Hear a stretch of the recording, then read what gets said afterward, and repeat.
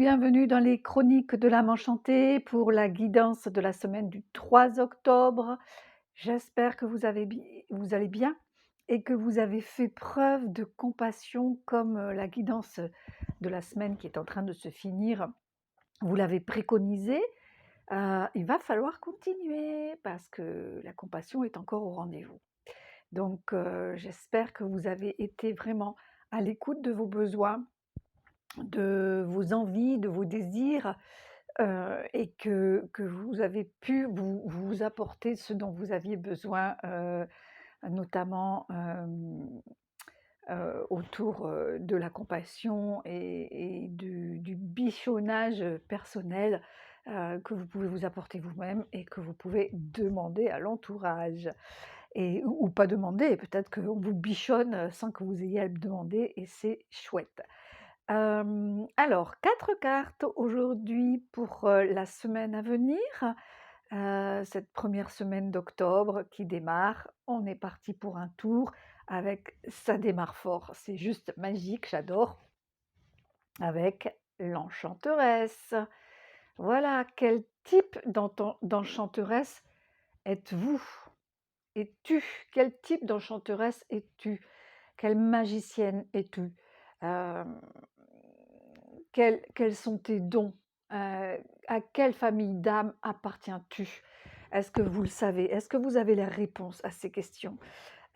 Si oui, tant mieux, peut-être vous tâtonnez encore, peut-être que, vous êtes plusieurs choses à la fois et que du coup, ce n'est pas facile de se définir.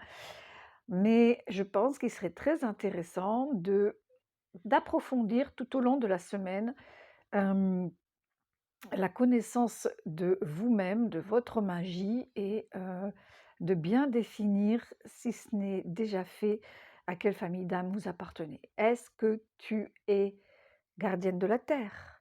Est-ce que tu es chamane? Est-ce que tu es passeuse d'âme? Est-ce que tu es enseignante? Est-ce que tu es fée alchimiste? Bref, il y a tout un panel de familles d'âmes à laquelle, et ben, il est intéressant de se sur laquelle il est intéressant de se pencher pour savoir, voilà, qu'est-ce que quel est le reflet de notre âme et à quoi on sert? Ça, c'est une grande question. À quoi sert-on sur terre, sur le plan spirituel? Pourquoi sommes-nous faits, au service des autres, qui nous met en joie, qui nous fait vibrer, pétiller comme les bonnes fées que nous sommes? Ça démarre chouette, hein, moi je trouve, super.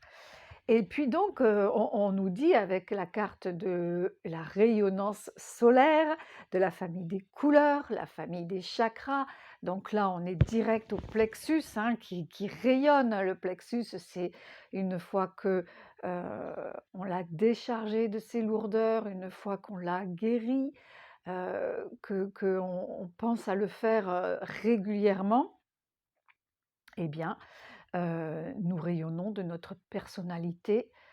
Heu, Nous avons un ego, pardon, équilibré et du coup, on peut vraiment être dans notre rayonnance personnelle et c'est ce qui nous est demandé. Donc il ne faut plus traîner, il ne faut plus, errer dans le no man's land de notre âme.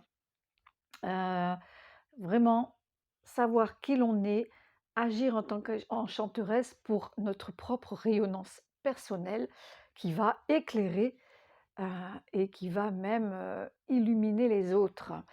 On nous demande pour ça, eh ben, de continuer à faire preuve de compassion. Voilà, compassion générale pour nous, une ronde de cœur, bisous, une ronde d'amour, une ronde de mains qui se tiennent, même s'il n'y a pas de main sur ce mandala, mais enfin ce mandala, ce dessin, cette illustration de la compassion.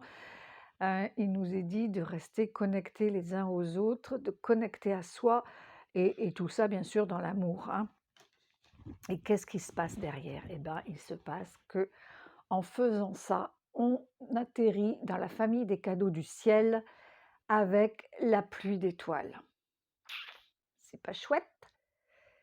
Eh oui, la pluie d'étoiles avec cette femme enceinte qui tient une corne d'abondance, et qui en bas, il y a un panier, hein, au sol et qui donc, récolte, avec cette corne d'abondance et qui remplit le panier, une pluie d'étoiles. Donc ça nous dit bien